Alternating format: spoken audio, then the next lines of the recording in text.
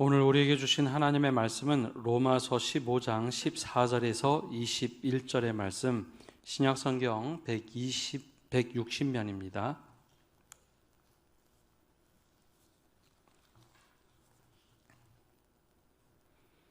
이제 하나님의 말씀을 봉독합니다. 내 형제들아, 너희가 스스로 선함이 가득하고 모든 지식이 차서 능히 서로 권하는 자임을 나도 확신하노라.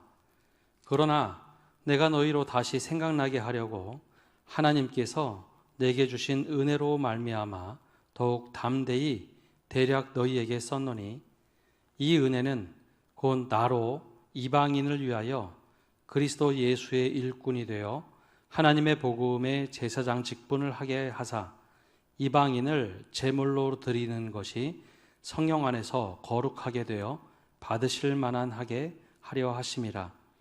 그러므로 내가 그리스도 예수 안에서 하나님의 일에 대하여 자랑하는 것이 있거니와, 그리스도께서 이방인들을 순종하게 하기 위하여 나를 통하여 역사하신 것 외에는 내가 감히 말하지 아니하노라. 그 일은 말과 행위로, 표적과 기사의 능력으로, 성령의 능력으로 이루어졌으며, 그리하여 내가 예루살렘으로부터 두루 행하여 일루고리곤까지 그리스도의 복음을 편만하게 전하였노라. 또 내가 그리스도의 이름을 부르는 곳에는 복음을 전하지 않기를 힘썼노니, 이는 남의 터 위에 건축하지 아니하려 함이라. 기록된 바 주의 소식을 받지 못한 자들이 볼 것이요 듣지 못한 자들이 깨달으리라 함과 같으니라. 아멘. 오늘은 많은 의미가 있는 날입니다. 종교개혁 주일이면서 또 주님의 성찬에 참여하는 날이고, 1년 전에 이태원에서 큰 참사가 있었던 일주기가 되는 날입니다. 우리 그리스도인에게 종교개혁 주일은 잘못된 것을 바르게 잡는 시간이면서 말씀으로 돌아가는 시간입니다. 우리가 말씀으로 돌아간다 해서 과거로 가는 것이 아니라 이 세상 속에서 바르게 말씀으로 어떻게 살 것인가, 그거를 다시 한번 기억하는 시간이 종교개혁 주일입니다. 동시에 이렇게 살기 위해서 우리가 빛과 소금으로 살아가면서 어두운 곳은 비추고 썩어지는 곳은 썩지 않도록, 또 살맛 나는 세상이 되도록 하는 것이 그리스도인들에게 맡겨진 숙제입니다. 그래서 이 땅에서 이런 참사가 나지 않도록 우리가 맡은 자리에서 최선을 다하고 주님의 나라를 이루어갈 수 있는 모든 그런 성도들 되시기를 바랍니다. 오늘은 종교개혁 주일이면서 그 주님의 일꾼이 어떤 사람인가 함께 말씀을 나누고자 합니다. 한옥 리모델링에 관심이 있어서 종종 그런 영상을 찾아봅니다. 그러면 한옥 리모델링을 할 때는 집의 벽이 얼마나 헐었는지 혹은 지붕이 얼마나 무너져 있는지 그것이 중요한 것이 아니라 그 집의 기둥이 얼마나 튼튼한가, 혹은 대들보가 휘지 않고 부러지지 않고 있는가, 그것을 기준으로 합니다. 나머지는 다 무너뜨리고 기둥과 대들보, 중보 정도만 남아도 그 집은 완전히 새롭게 리모델링해서 다른 집으로 변화시킬 수 있습니다. 근데 종교개혁이란 것이 이와 참 비슷합니다. 506년 전에 종교개혁이 일어날 당시 교회의 모습은 굉장히 화려했습니다. 지금도 유럽에 가면 종교개혁 시대에 만들어진 수많은 성당과 교회들은 지금도 그 자태를 뽐내고 있죠. 화려하고 돈도 많고 권력도 많았습니다. 그러나 문제는 이것이 주님의 은혜를 대체했다라는 겁니다. 믿음의 기둥이 썩어져 가는 것을 몰랐고 대들보가 왜곡되어 있다는 것을 깨닫지 못할 때 수도자이자 교수였던 마르틴 루터가 이것은 잘못됐다라고 95개의 항목을 붙여서 작은 불씨를 키웠는데, 이것이 결국 종교개혁의 운동이 되었습니다. 그래서 교회만 바뀐 것이 아니라 사회가 바뀌고 온 지구의 역사가 바뀌기 시작했죠. 당시 종교개혁자들이 가장 중요한 기둥으로 내세웠던 것, 다른 것은 다 변질이 되고 무너진 것처럼 보여도 이 5가지는 마치 한옥의 기둥처럼 대들보처럼 중요하다라고 외쳤던 것이 있습니다. 바로 오직 성경, 오직 그리스도, 오직 은혜, 오직 믿음, 오직 하나님께 영광.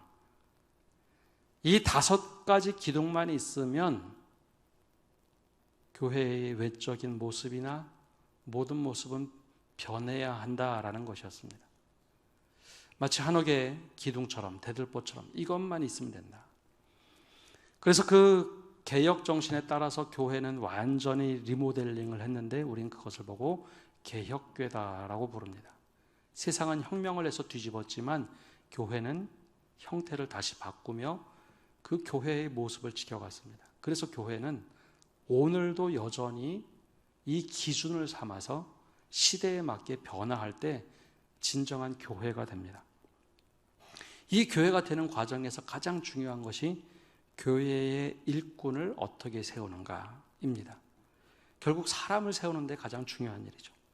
오늘은 그런 의미에서 예수 그리스도의 일꾼은 무엇이 필요한가, 어떤 것이 필요한가 마지막으로 말씀을 나누려고 합니다. 오늘 말씀의 핵심은 16절에 있습니다. 우리 16절의 말씀 함께 읽어보겠습니다.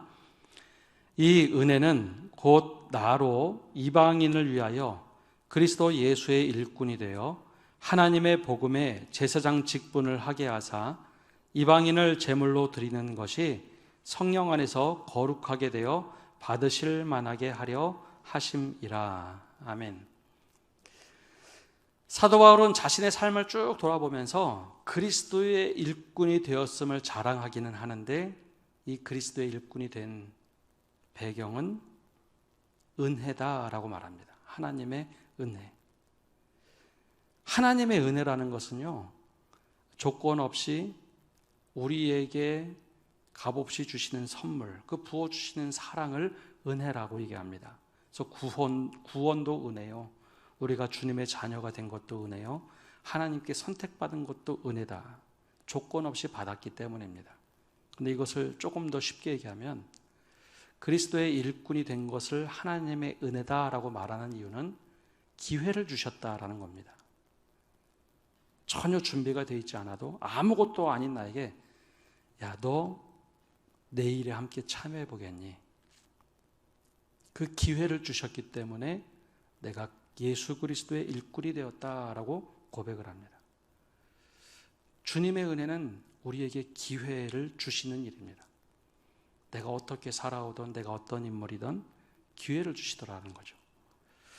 얼마 전 세상을 바꾸는 시간, 이 세바시라는 프로그램에 한 분이 나와서 강연을 했는데 인상 깊은 이야기였습니다. 착한 기술 융합 사회 이사장인 김수환 님이었는데요. 그분이 자신의 이야기를 하면서 이런 이야기를 들려줬습니다. 30년 전 한겨울 12월 21일 한 젊은이가 목발을 짚고 중증 장애를 안고 고등학교 졸업하면서 자격증 딸랑 2개를 가지고 면접 시험을 하러 회사에 갔답니다. 면접실에 들어가는데 면접관들의 얼굴이 굉장히 당황스럽고 일그러지는 얼굴, 그리고 무의미한 질문을 수없이 던지는데 야, 이번에도 또 글렀구나 라는 생각으로 가득 찰 무렵 가운데 앉은 키 큰 분이 이런 질문을 하더라는 겁니다. 자네 신앙은 가지고 있는가? 야, 왜 이런 질문을 할까? 그러면서도 네, 교회 다니고 있습니다. 그렇게 대답을 하고 이번에도 또 무의미한 시간을 보냈다라고 생각했는데 이틀 뒤부터 그 회사에 출근하게 됐답니다. 전혀 기대하지 못했는데 회사에 출근하고 12월 24일 출근한 다음 날 자기를 지목해서 자네 신앙이 있는가 물어보고 기회를 주었던 이름도 모르고 얼굴도 모르는 그 부사장님이 퇴임하더라는 겁니다. 자기는 크리스마스 선물로 인생의 큰 기회를 받았다. 그분이 공개적인 강연이라서 기회라고 했지, 저는 그 이야기를 듣고 야, 이게 진짜 은혜구나. 우리는 능력주의 사회를 살다 보니 능력이 있으면 기회를 많이 갖는 것이 공정하다고 생각합니다. 그리고 교회에서도 그런 일들은 동일하게 일어납니다. 근데 이것이 결코 건강한 것은 아니라는 겁니다. 하나님의 은혜는 누구에게나 골고루 똑같이 기회를 주신다는 겁니다. 능력이 있건 없건, 내가 어떻게 살아왔건. 근데 요즘엔 일반 학문에서도 그런 이야기가 나옵니다. 예전에 정의란 무엇인가를 썼던 셀던 교수가 코로나가 한참일 때 한 책을 소개했습니다. 그 책 제목이 공정하다는 착각입니다. 능력이 많아서 기회를 주면은 그것이 공정한 것으로 우리는 착각하고 산다. 그런데 실제로 그렇지 않다는 이야기를 그 책에서 내내 하고 있습니다. 그것은 누가 보기에 적합한 것이지 다른 사람이 보기에는 그게 능력이 많은 것이 아닐 수 있다는 거죠. 교회는 이 사람이 능력이 많고 인맥이 있고 무엇이 중요한 것이 아니라 누구에게나 동일하게 하나님의 은혜가 주어지는 곳이라는 겁니다. 주님께서 우리에게 말씀하시죠. 내 일을 한번 감당해 보지 않겠니? 그리고 우리에게 기회를 주시는 것, 그것이 은혜입니다. 내가 어떻게 살아왔던, 내가 어떤 자격이 있던, 그것이 바로 은혜입니다. 교회는 은혜가 넘치는 곳이 되어야 하고, 내가 은혜를 받았으면 누군가에게 그 은혜를 끼치는 사람이 되어야 합니다. 그것이 주님께서 우리들에게 원하시는 삶입니다. 그렇게 살아간다면 교회뿐만 아니라 세상이 변하지 않겠습니까? 그렇다면 이 기회, 하나님의 은혜만 주시면 우리가 다 일꾼이 되는가? 그렇지만은 또 않습니다. 그것을 내가 붙잡을 때, 그 뜻대로 살아갈 때 진짜 그리스도의 일꾼이 됩니다. 오늘 말씀 16절 우리가 앞부분을 보면은 이렇게 되어 있습니다. 이 은혜는 곧 나로 이방인을 위하여 그리스도 예수의 일꾼이 되어. 사도 바울이 이야기를 합니다. 주님께서 나에게 은혜를 주셔서 주님의 일꾼이 되게 하셨는데 그 목적은 너 이방인의 일꾼이 되어보라. 이방인을 취하는 일꾼이 되어보라 라는 거였습니다. 처음에는 기회가 모든 사람에게 동일하게 주어준다면 그것을 내가 어떻게 붙잡고 내가 그것을 어떻게 실천하는가, 그에 따라 일꾼이 되기도 하고 때로는 일꾼이 되지 않기도 합니다. 은혜를 은혜로 받아들이고 선용하는 사람이 있는가 하면 오용하고 악용하는 사람도 있고 거절하는 사람도 있습니다. 그 중에 가장 대표적인 사람이 사도 바울입니다. 사도 바울 이야기를 자주 드리는데요. 사도 바울의 원래 이름은 베냐민 지파의 출신 사울이었습니다. 그는 왕족 출신이기 때문에 그 자체로 자부심이 있었고 로마 시민권을 가지고 있어서 어디 가도 내놓을 만한 사람이었고 재산도 든든했습니다. 거기에 최고의 가말리엘이라는, 요즘으로 얘기하면 최고 스카이 대학을 나온 그런 사람이었죠. 사람들에게 존경받는 그런 인물. 내가 열심히 노력할 때는 사도 바울이 일꾼이라는 표현을 쓴 적이 없습니다.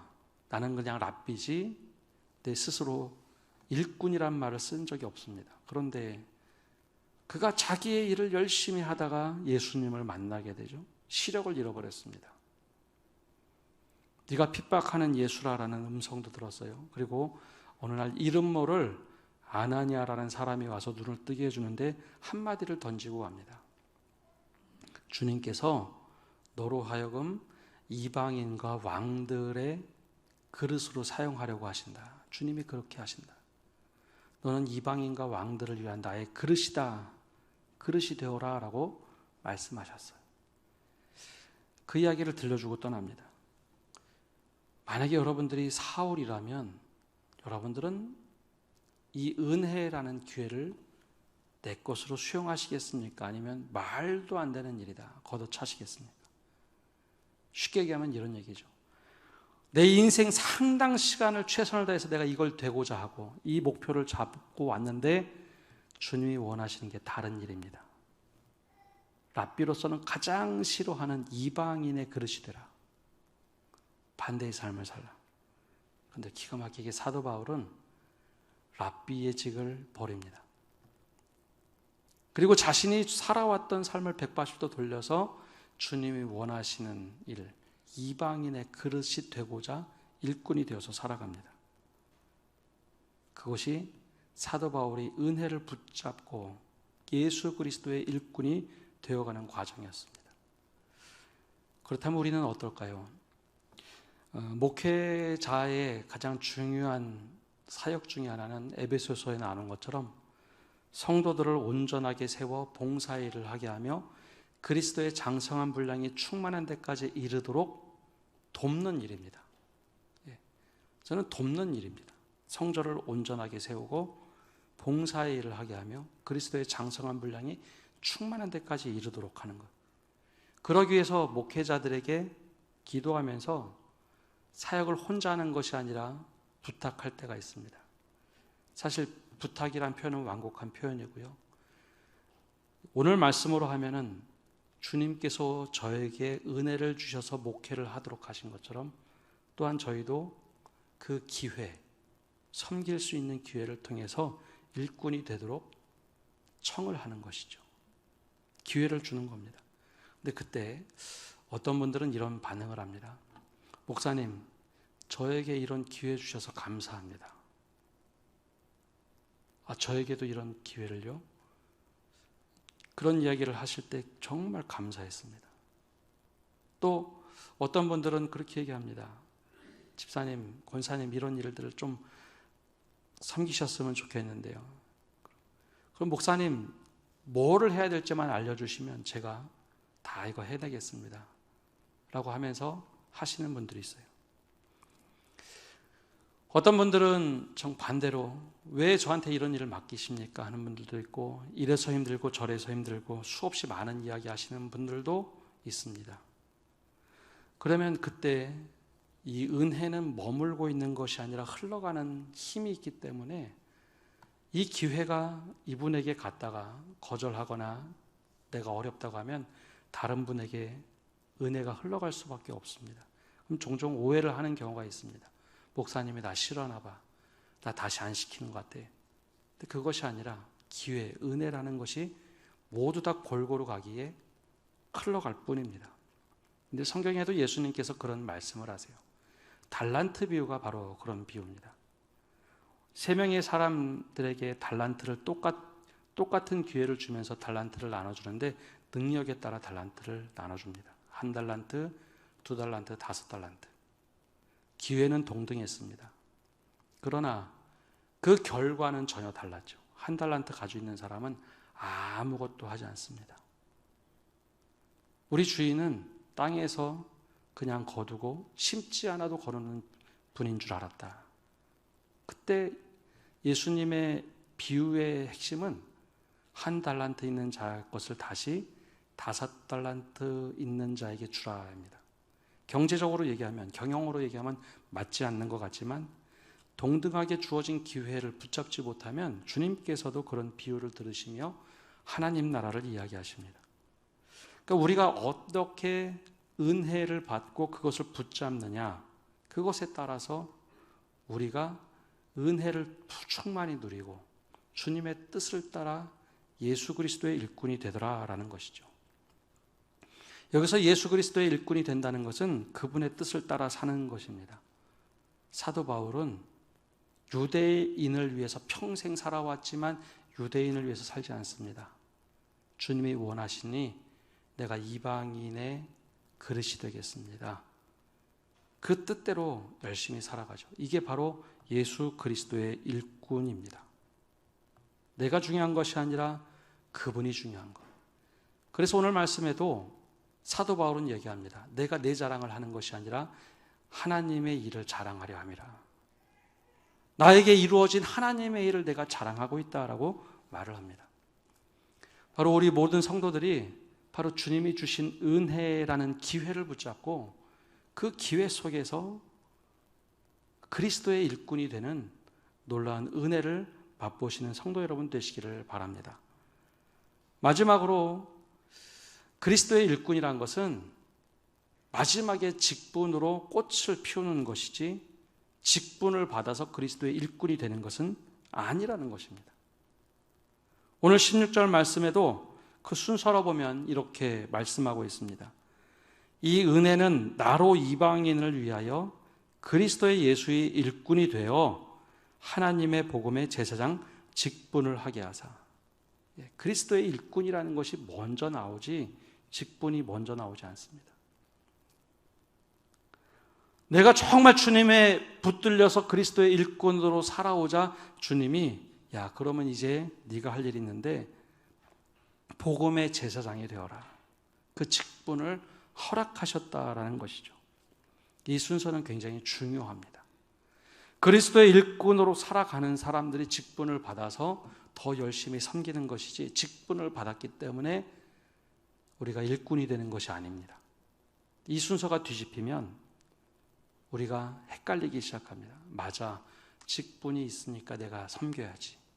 직분이 어느 순간에 바뀌거나 다르게 변형이 되면, 은퇴를 하게 되면 나 이제 아무것도 안 해도 돼. 일꾼이 아니게 되는 것이죠. 내가 정말 주님의 은혜를 붙잡고 그리스도의 일꾼으로 살아가다가 주님이 더 큰 직분을 통해서 우리를 주님의 영광스러운 직분 안에 들어오게 하신다라는 겁니다. 오늘 우리는 어떻게 살아가고 있습니까? 오늘 주님께서 우리에게 은혜라는 기회를 주십니다. 그것은 여러 가지 방법을 통해서 모두에게 골고루에게 직분을, 은혜라는 것을 통해서 우리에게 일을 맡기십니다. 나와 함께 해보지 않겠느냐. 그것을 내가 어떻게 수용하고 내가 어떻게 붙잡고 주님을 따라가느냐에 따라서 일꾼이 되기도 하고 일꾼과 상관없는 내 일을 하는 살과 같은 사람이 될 수도 있습니다. 바로 바울과처럼 주님의 그릇이 되는 일꾼이 되시기를 바랍니다. 그러할 때 그 사람이 직분을 받고 세워질 때 진정한 그리스도의 일꾼, 제사장의 직분을 받는 사람이 됩니다. 그럴 때 우리가 말씀에 따라 사로잡힌 삶을 살 때 이 세상이 변하고 교회가 변하지 않겠습니까? 이 세상에 우리가 교회가 왜 그러냐라는 소리를 이제는 뒤로 하고 우리가 정말 빛과 소금으로 바르게 살 때, 주님의 뜻을 따라 바르게 살 때 이 교회가 회복이 되고 이 세상이 회복되는 놀라운 역사가 이루어지기를 바랍니다. 우리 함께 찬양하고 말씀에 따라서 기도하겠습니다. 우리 말씀 앞에서 함께 찬양하고 기도하겠습니다.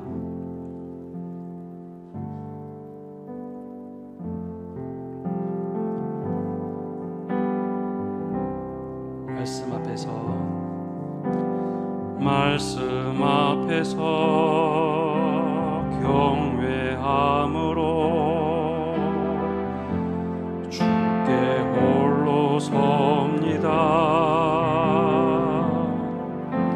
생명의 말씀 읽고 순종해 주를 예배합니다. 기록된 말씀 힘이 있어서 진리로 우리 거룩해 하며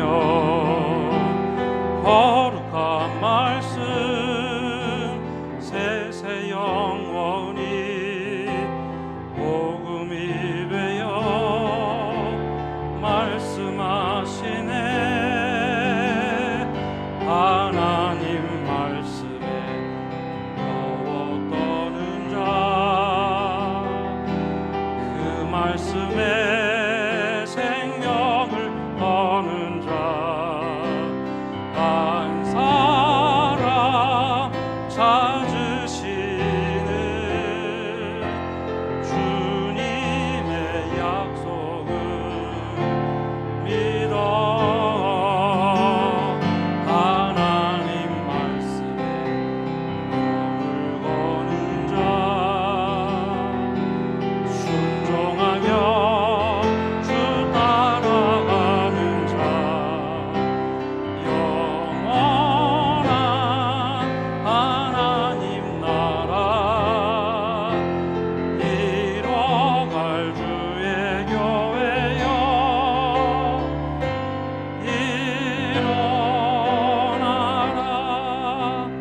시간 합심해서 기도하며 나갑시다.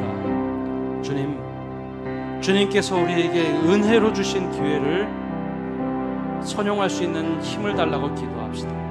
오용하거나 악용하거나 저버리는 것이 아니라 주님 그 기회를 붙잡게 하여 주옵소서 기도합시다. 두 번째는 주님이 주신 기회를 우리가 꼭 붙잡되 주님 우리 교만하지 않고 주님의 뜻을 따라 그 뜻을 이루어가는 사람들이 되게 달라고 기도합시다. 사도 바울처럼 내가 아무리 랍비가 되고 싶고 유대인의 사람들이 되고 싶어도 너 이방인의 그릇이 되라, 그 말씀을 따라 일꾼이 되었던 것처럼 우리도 주님의 말씀을 따라 일꾼이 되게 달라고 기도합시다. 마지막으로는 우리가 그렇게 열심히 일할 때 주님 직분을 주시면 그 직분을 온전히 감당하겠습니다. 직분이 먼저가 아니라 내가 정말 최선을 다하는 일꾼이 되었을 때 바로 그러한 결과로 직분의 꽃을 우리에게 허락하소서. 우리 기도 제목을 가지고 합심해서 기도하겠습니다. 하나님 아버지, 시간 기도하며 주님 우리에게 하나님께서 주시는 은혜를 맛보게 하여 주옵소서. 우리에게 동일한 기회를 주실 때 그 기회를 잡을 수 있는 믿음을 주시옵소서. 힘을 주시고 용기를 허락하여 주시옵소서. 하나님 정말 주님께서 우리에게 기회를 주시고 그것을 거절하거나 하나님 내가 오용하거나 악용하지 않도록 우리의 믿음을 더하여 주시옵소서. 잘못된 길로 가지 않도록 주님의 뜻이 무엇인지 분별히 알고 하나님 그 뜻을 이룰 수 있도록 힘을 주시옵소서. 내 자랑이 아니라 하나님의 일이 자랑이 되게 하시고 사도 바울처럼 하나님의 뜻을 위하여 이방인의 그릇이 되고 그 왕들의 그릇이 되어 살아가는 그런 믿음을 갖게 하시고 결단을 갖게 하여 주시옵소서. 주님 돌아가서 주님의 뜻을 따라 살아갈 때 그 결과로 직분을 갖게 하시고 하나님이 순서가 바뀌어서 잘못된 믿음을 갖지 않도록 우리를 불쌍히 여겨 주옵소서. 이를 온전히 이루며 빛과 소금이 되게 하시고 하나님의 뜻을 이루는 힘을 주시옵소서. 살아계신 주님, 오늘도 우리에게 동일한 은혜를 허락하여 주심에 감사드립니다. 모두에게 똑같이 주님의 일꾼 될 기회를 주셨는데 우리가 알아차지 못하거나 그 기회를 걷어차는 어리석은 사람이 되지 않게 하시고 주님이 주신 그 은혜 위의 기회를 붙잡고 주님을 따라 나서는 그리스도인 주님의 일꾼 되게 하여 주시옵소서. 그 일꾼이 되어서 열심히 한 걸음 한 걸음 내디딜 때 주님 그 결과로 아름다운 꽃의 직분이 되게 하시고 그 직분을 받고도 온전히 감당하는 일꾼으로 살아가게 하여 주시옵소서. 그래 우리가 있는 처소에서 빛과 소금으로 살아가게 하시고 주님의 은혜가 흘러가는 우리의 삶이 되도록 축복하여 주옵소서. 예수님의 이름으로 기도합니다. 아멘.